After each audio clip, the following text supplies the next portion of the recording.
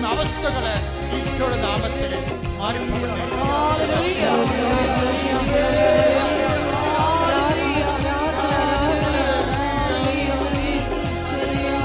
രോഗങ്ങള് ഈശോയുടെ നാമത്തില് വിശുദ്ധ രക്തത്താൽ കഴുകപ്പെടട്ടെ, കഴുകപ്പെടട്ടെ. അവയവങ്ങള്, രോഗങ്ങള്, ക്യാൻസർ രോഗങ്ങള്, കരരോഗങ്ങള്, കിഡ്നി രോഗങ്ങള്, ഹർഷത്ത് രോഗങ്ങള്, അൾസർ രോഗങ്ങള് യേശുവിന്റെ ഉന്നതമായ നാമത്തില് മാറിപ്പോകട്ടെ.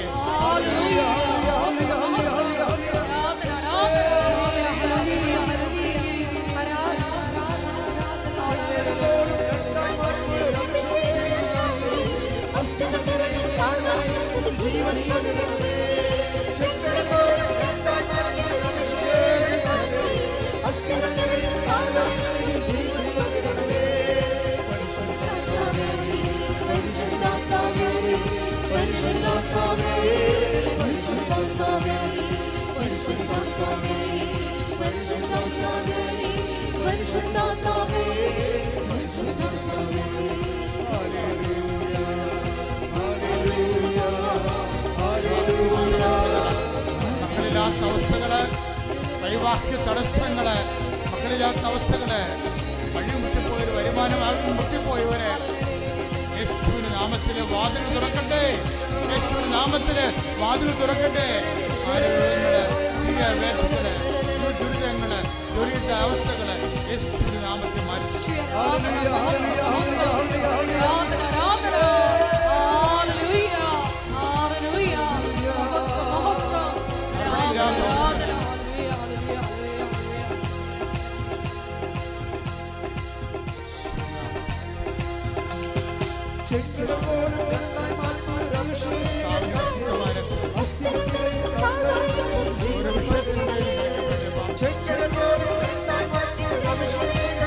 വാക്ക് തടസ്സങ്ങള്, ഭവനമില്ലാത്ത അവസ്ഥകള്,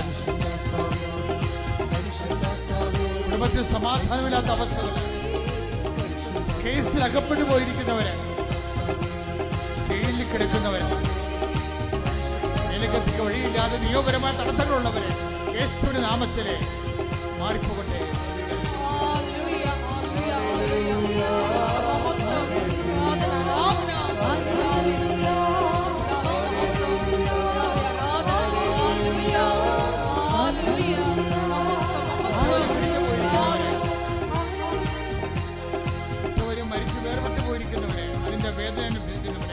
കർത്താവിന്റെ അഭിഷേകം ലഭിക്കട്ടെ എന്ന് പ്രാർത്ഥിക്കുന്നു.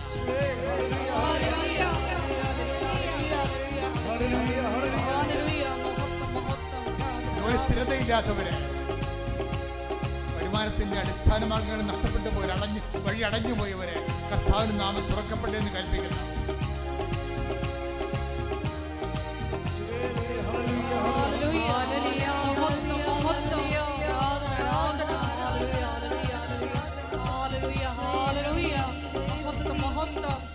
കൊരിന്തോസ് 5:17 ക്രിസ്തുവിൽ ആയിരിക്കുന്നവൻ പുതിയ സൃഷ്ടിയാണ്. താഴെയുള്ള വചനങ്ങൾ വായിച്ച്, പഴയത് കടന്നുപോയി, ഇതാ പുതിയത് വന്നു കഴിഞ്ഞു. ഞങ്ങളെ ക്രിസ്തു വഴി തന്നോട് രമ്യതപ്പെടുത്തുകയും രമ്യതയുടെ ശുശ്രൂഷ ഞങ്ങൾക്ക് നൽകുകയും ചെയ്ത ദൈവത്തിൽ നിന്നാണ് ഇവയെല്ലാം. അപ്പൊ സുവിശേഷ പ്രഘോഷണം എന്ന് പറഞ്ഞാൽ എന്താ? അത് ബേസിക്കായിട്ട് രമ്യതയുടെ സുവിശേഷമാണ്. കേരളത്തിന് പറ്റിയ ഒരു അബദ്ധം എന്താ നിനക്കറിയാമല്ലോ.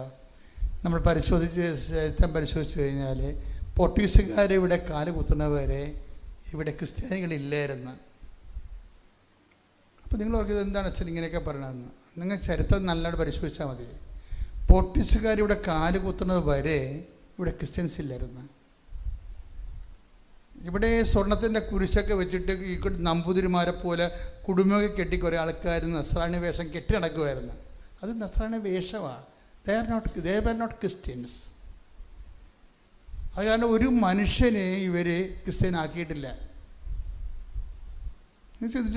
ആരെങ്കിലും ഒരാളെങ്കിലും ജ്ഞാനസാഹിബിയുടെ ചരിത്രമുണ്ടാ?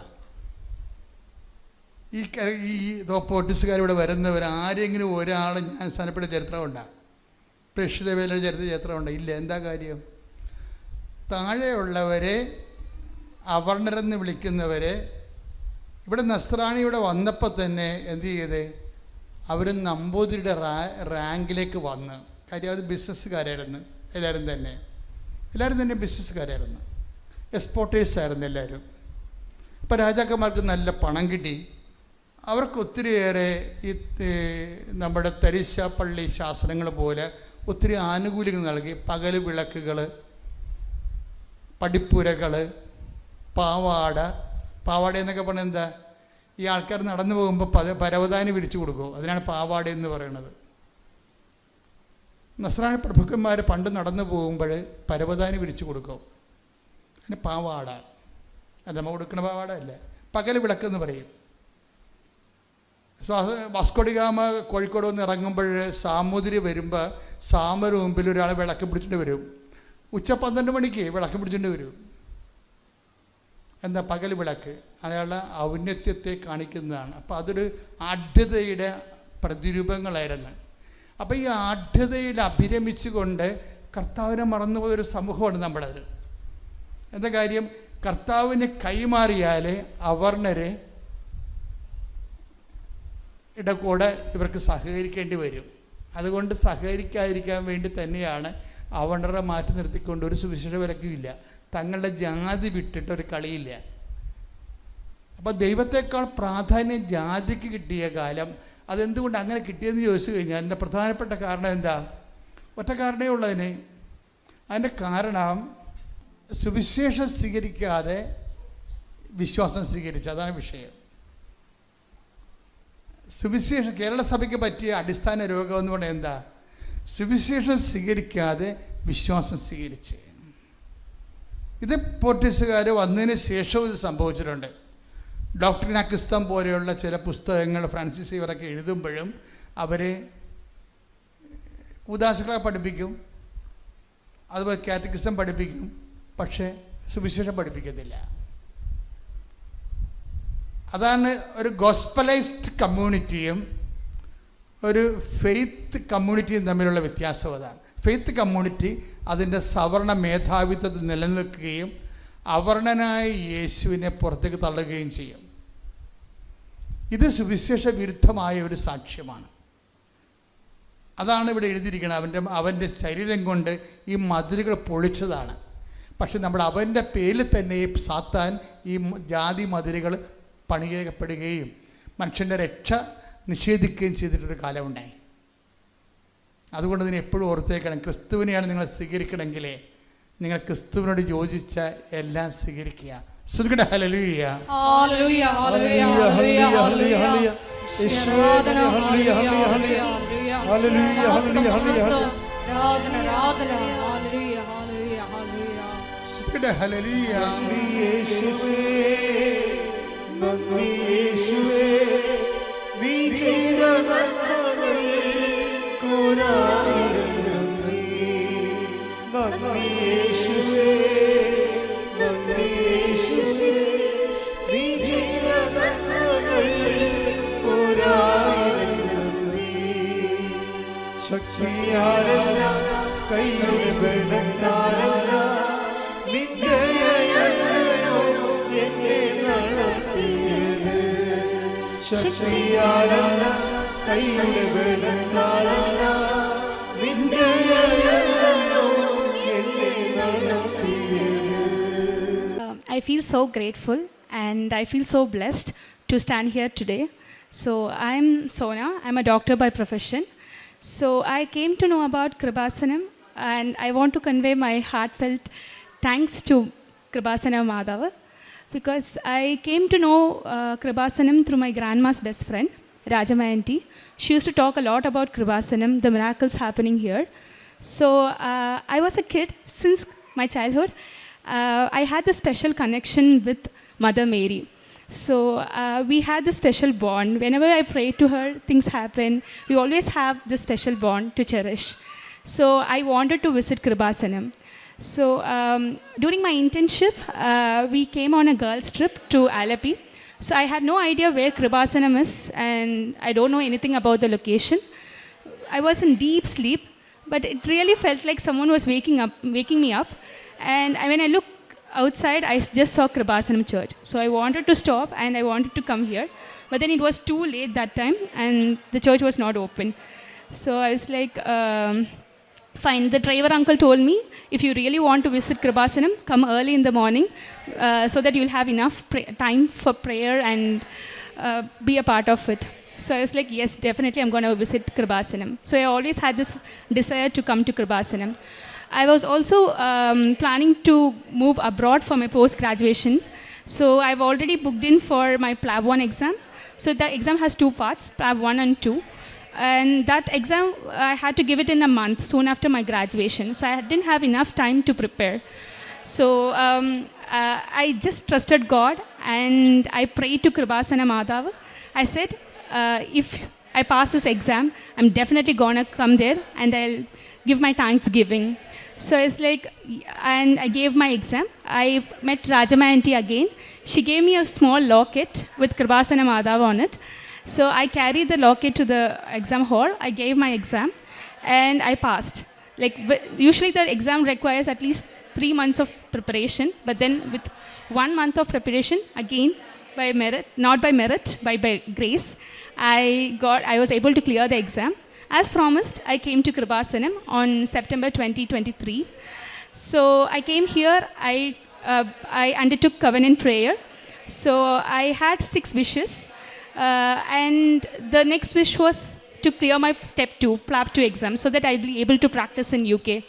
So, and I did all, like I also had, we also had one more wish that we were about to start our new home's construction, but there were so many obstacles with it. But then soon after our covenant prayer, soon after I made the covenant prayer, we were able to start our house construction, and that is going on smoothly. And 2024, I went to UK to give my PLAB 2 exam. So PLAB 2 is kind of very tough exam because it's an OSCE exam and you have 16 stations to clear. So coming from India, I didn't have that, I don't know, I really thought I might fail the exam, and even the people whom I was practicing with, they say, you have to improvise because you're not good with your IPS, you're not good with your history taking. I think there are fields that you need to work on. And I was so depressed and I was so disappointed. But I knew one thing for sure. I had Kribasana Madhava on my side. I believed her. Miracles will happen. I'm going to trust Madhava for this time again.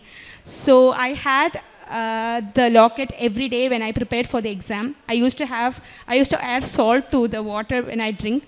And I just prayed. I know I'm not going to pass by my merit. But definitely by your grace, I might pass. Please guide me. And so I gave my exams. So we need to pass at least 11 stations in order to clear the exams. So that was my goal. Okay, I have to clear 11 stations so that I'll be able to pass this exam. But then you don't believe, I carried the covenant locket with me.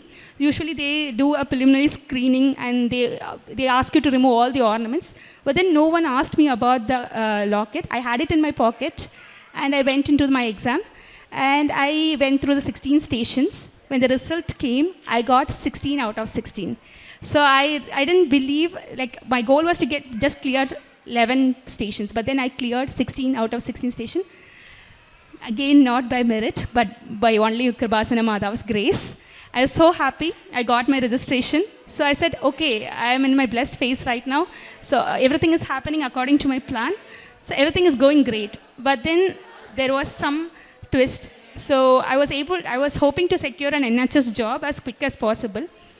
But then things changed. NHS got saturated. They are not hiring IMGs anymore, like in the sense, so saturated for now. So unless you have a good recommendation, unless you know someone there, it's really difficult to find a job. So I came back to India and I was so depressed. I don't know how to proceed with my life because that's all plan I had. I wanted to do my training there, but then I'm not able to get in. So I was so depressed. And I started applying for jobs in India. I got few offers as well. I even joined one of the hospital. But then I couldn't work there for more than 2 days because I felt like this is not the place I want to work in. And a month later, again, but then I kept on praying. I don't know how to proceed with my life again. So please help me out. So I got a call from one of the mission hospital, one of the reputed mission hospital in India. So I got an offer from that. I took the offer. I went there. And it's been like more than 11 months now. So it's been a year of blessings because going there I always pray to Madhav that please make me a good doctor. I need to have that career progression. I don't want to just be a doctor. I want to be that doctor I always wanted to, I dreamt of, like be a good one. So working in this mission hospital have taught me so many things, both professionally and even spiritually, because I was surrounded by people who was more into God than I am. Like having a good Christian friendship is something we really need in our life. So we used to have this fellowship every week where we read Bible, we discuss upon things, and that's a different type of gathering which I never experienced in my life before. So I have grown both professionally as well as spiritually the past 1 year. I got to know about God in a much better ways. I had this opinion, okay, I was being faithful to God, but then that was not the faith we need to have. So life has taught me so many lessons, and I think God knew what I wanted in my life. So I was about to finish my contract, and I was asking God, what next? Do you want me to continue here, or do you have any other plans? But then I remember writing in my covenant prayer that I want an NHS job. Kribasana Madhav remembered that. She was like, no child, I have something for you. So I was last November, I even stopped applying for jobs in UK. So last November, I got an interview call for one of a job which I applied, I think, months before. And it was an interview call, and I only had 2 days to prepare for that interview. It was so soon.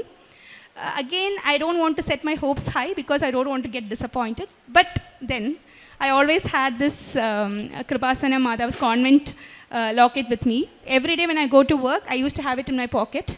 That's how I would go to work every day. So I was like, okay, I'm going to give it a try. Again, all my journey, I was not, I didn't gain anything through my merit. It was always God's grace. So if this is God's will, this will definitely happen to me. So I had 2 days to prepare for my interview. I had an interview on December 2nd. So this was my first interview, so I don't know what questions they might ask me, and am I competent enough for the job. But then they started the interview, and I answered whatever, like I had, again, covenant locket on my hand, and I had a water bottle mixed with holy salt, and so I kept it nearby. And I even kept Madhav's pic next to my laptop. So I started answering questions. I don't know what, if you ask me what did you answer, I don't know. I just answered whatever it came to my mind, I just gave the reply. And usually it might take like 2 to 3 days after the interview to give, let me know about the outcome. But then in my case, things got really nice because I got to know about my outcome in like 30 minutes. 30 minutes, I got an email from my consultant saying that I am hired for the job. So when I told my friends that I got this job, I didn't know about the university. Like, I know it's one of the best university, but then when I told people that I got into this university, people were like, bro, like, they're like, this is one of the best university you can work in, that to a department that I have been working with, that is critical care. So getting into such a position, and as a junior clinical, much better position, much better salary, and much better training in that hospital. So such an IMG friendly hospital. So it was so quick, and things happened so quick after that. I got my sponsorship letter in like a week. And now I'm going to UK to my dream job in like 2 weeks' time. So I really want to thank Kribasana Madhav for this. And also our house construction, it's going as planned. And every step of our construction, we thank Madhav for the beautiful house that she has gifted us. And a lot of other miracles that have happened in my life as well. I really want to thank Madhav for that. Just trust in God's timing, because He has a great plans for you, and just pray, just keep your hopes high, and just trust in Kribasana Madhav, and you'll get things done. So, thank you. So, acts of charity, I was working in a mission hospital. So, we used to have patients from different background. So, I make sure that I help people from a little low background when they are not able to meet their medical needs. As a doctor, I came a step forward, and we tried contributing. And we junior doctors, we made a club together, and we have donated an orphanage with 35 children, and we gave them everything from blanket to food. We used to contribute things. So we contributed things. So yes, thank you Kribasana Madhav for this. I look forward for more blessings, and with the same hope, again I'm going to apply for an MSRA exam, which is going to happen in January 19th. And I look forward, because I know again by God's grace I'm gonna get that as well. So I'm being hopeful, and I trust Kribasana Madhav. Thank you so much. എൻ്റെ സ്വർഗീയ പിതാവിൻ്റെ പ്രത്യേക അനുഗ്രഹത്താൽ കൃപാസന മാതാവിൻ്റെ പ്രത്യക്ഷീകരണ സാക്ഷിയായി ഞങ്ങൾ ഈ സന്നിധിയിൽ കൊണ്ടു നിർത്തിയതിന് മാതാവിനും ദൈവത്തിനും പ്രത്യേകം നന്ദി പറയുന്നു. എൻ്റെ പേര് സ്റ്റെഫി, ഇതെൻ്റെ ഹസ്ബൻഡ് ജിയോ ജോയ്. ഞങ്ങൾ പെരുമ്പാവൂർ ആയത്തുപടി ഇടവകയിൽ നിന്നാണ് വരുന്നത്. ഞങ്ങൾ അബുദാബിയിൽ സെറ്റിൽഡാണ്. എനിക്ക് 3 ആൺമക്കളാണുള്ളത്. എൻ്റെ മൂന്നാമത്തെ മകൻ്റെ പിറവിയുടെ ജനനത്തോടനുബന്ധിച്ച് ഞങ്ങൾക്ക് കിട്ടിയൊരു പ്രത്യേക അനുഗ്രഹത്തിന് സാക്ഷ്യം പറയാനാണ് ഞങ്ങളിവിടെ വന്നിരിക്കുന്നത്. ഞാൻ 3rd ക്യാരിയിങ് ആണെന്ന് അറിഞ്ഞപ്പോൾ തന്നെ ഡോക്ടേഴ്സ് പറഞ്ഞിരുന്നു, ആദ്യത്തെ 2 പ്രിമച്വർ ലേബർ ആയതുകൊണ്ട് തന്നെ നല്ല കോംപ്ലിക്കേഷൻ ഉണ്ടാവാനുള്ള ചാൻസ് ഉണ്ട്, പ്രത്യേകം ശ്രദ്ധിക്കണമെന്ന് പറഞ്ഞിരുന്നു. ഞങ്ങൾ അത്യാവശ്യമൊക്കെ ശ്രദ്ധിച്ചിരുന്നു, പ്രാർത്ഥിച്ചിരുന്നു. എങ്കിലും 30th വീക്കായപ്പം പെട്ടെന്ന് കോൺട്രാക്ഷൻസ് സ്റ്റാർട്ട് ചെയ്ത് എന്നെ ഹോസ്പിറ്റലിൽ അഡ്മിറ്റ് ചെയ്തു. ജൂൺ 16th എന്നെ അഡ്മിറ്റ് ചെയ്യുന്നത്. ഒരു ദിവസം മാക്സിമം ഡിലേ ചെയ്യാൻ പറ്റുമോ എന്ന് ഞങ്ങൾ ചോദിച്ചു നോക്കി. പക്ഷേ പെയിൻ കൂടിയതുകൊണ്ട് തന്നെ ജൂൺ 17th C-സെക്ഷൻ ചെയ്ത് എൻ്റെ മോനെ എടുക്കേണ്ടി വന്നു. ആദ്യത്തെ 2 പ്രിമച്വർ ആയതുകൊണ്ട് തന്നെ ഞങ്ങൾ മെൻ്റലി പ്രിപ്പയർഡ് ആയിരുന്നു. അത്ര ടെൻഷനൊന്നും ഉണ്ടായിരുന്നില്ല ഞങ്ങൾക്ക് ആദ്യത്തിൽ. പക്ഷെ അന്ന് വൈകിട്ടായപ്പോഴേക്കും ഡോക്ടർ ഹസ്ബൻഡിനെ വിളിച്ചിട്ട് പറഞ്ഞു, പ്രൈമറി അനാലിസിസിൽ നിങ്ങളുടെ മകന് ഏനൽ ഹോൾ കാണുന്നില്ല എന്ന് പറഞ്ഞു. അത് ഞങ്ങളെ സംബന്ധിച്ചിടത്തോളം ഞങ്ങൾ തകർന്നു പോയി. സത്യത്തിൽ ഞങ്ങൾക്ക് ജീവിതത്തിൽ അങ്ങനെ ഒരു വലിയൊരു പ്രതികൂല സാഹചര്യം നേരിടേണ്ട ഇതുവരെ വന്നിട്ടുണ്ടായിരുന്നില്ല. ഞങ്ങൾ 2 പേരും കൈ പിടിച്ച് കരഞ്ഞ് പ്രാർത്ഥിച്ചു. ഞങ്ങൾ പറഞ്ഞു, not by our merit but by your grace എന്ന് പറഞ്ഞാണ് പ്രാർത്ഥിച്ചുകൊണ്ടിരുന്നത്. ദൈവം അനുവദിക്കാതെ ഞങ്ങളുടെ ജീവിതത്തിൽ ഒന്നും സംഭവിക്കില്ല എന്ന് ഞങ്ങൾക്ക് അത്രയും വിശ്വാസമായിരുന്നു. ഞങ്ങൾ പ്രാർത്ഥിച്ചുകൊണ്ടിരിക്കുമ്പോൾ ഒരു 8 മണിയായി കാണും. അപ്പോൾ ഡോക്ടർ വിളിച്ചിട്ട് പറഞ്ഞു, നിങ്ങൾ ടെൻഷൻ ആവണ്ട, ഒരു ചെറിയൊരു സ്പോട്ട് കാണുന്നുണ്ട്, പക്ഷേ നമുക്കിപ്പോൾ ഒന്നും പറയാൻ പറ്റില്ല. നാളെ തിയേറ്ററിൽ കയറ്റി നമ്മൾ മെയിൻ അനാലിസിസ് കഴിഞ്ഞാൽ മാത്രമേ നമുക്ക് എന്തെങ്കിലും പ്രൊസീജിയർ എന്താണ് ചെയ്യേണ്ടതെന്ന് പറയാൻ പറ്റുള്ളൂ എന്നാണ് ഡോക്ടർ പറഞ്ഞത്. അപ്പോൾ തന്നെ ഞാൻ എൻ്റെ ചേച്ചിയെ വിളിച്ചു പറഞ്ഞു. കാരണം എൻ്റെ ചേച്ചി ഇവിടെ വന്ന് ഉടമ്പടി എടുത്തിട്ടുള്ള ആളാണ്. അപ്പം ചേച്ചിയെ വിളിച്ച് പറഞ്ഞപ്പോൾ ചേച്ചി പറഞ്ഞു, ഒന്നുകൊണ്ട് പേടിക്കണ്ട. അപ്പോൾ എൻ്റെ പാരൻസ് അങ്ങോട്ടേക്ക് വന്നപ്പം മാതാവിൻ്റെ കാശുരൂപവും കൊടുത്തയച്ചിരുന്നു. ഞങ്ങൾ മാതാവിൻ്റെ കാശുരൂപം വാവയുടെ ഇൻക്യുബേറ്ററിൽ കൊണ്ടുവച്ചു. അവിടെ NICUവിലെ സ്റ്റാഫുകളെല്ലാം കൃപാസന മാതാവിൻ്റെ പ്രത്യേക ഭക്തിയും കൃപാവരം ഉള്ളവരായിരുന്നു. ഞങ്ങൾ അബുദാബിയിലെ NMCയിലാണ് കാണിച്ചുകൊണ്ടിരുന്നത്. അവരെല്ലാവരും പറഞ്ഞു, കൃപാസന മാതാവിൻ്റെ പ്രത്യേക മധ്യസ്ഥതയിൽ ഒത്തിരി മക്കൾക്ക് ഇവിടെ പ്രത്യക്ഷപ്പെടലുണ്ടായിട്ടുണ്ട്, അവർ സുഖപ്പെട്ടിട്ടുണ്ടെന്ന് പറഞ്ഞു. ഞങ്ങൾ ഒട്ടും പ്രതീക്ഷ കൈവിട്ടില്ല. ഞങ്ങൾ വിശ്വസിച്ച് പ്രാർത്ഥിച്ചുകൊണ്ടിരുന്നു. C-സെക്ഷൻ ആയിട്ടും പിറ്റേ ദിവസം ഞങ്ങൾ തിയേറ്ററിൻ്റെ മുന്നിൽ അവിടുത്തെ സ്റ്റാഫ് തന്ന ഒരു കൊന്തയും പിടിച്ച് തിയേറ്ററിൻ്റെ മുന്നിലായിട്ട് ഞങ്ങൾ 2 പേരും കരഞ്ഞ് പ്രാർത്ഥിച്ചുകൊണ്ടിരുന്നു. ഡോക്ടർ അനാലിസിസ് കഴിഞ്ഞ് വന്ന് പറഞ്ഞത്, ശരിക്കും ഇതെന്താ സംഭവിച്ചതെന്ന് എനിക്കറിയില്ല, ഇതൊരു മിറാക്കിളാണെന്നാണ് ഞാൻ മനസ്സിലാക്കുന്നത്.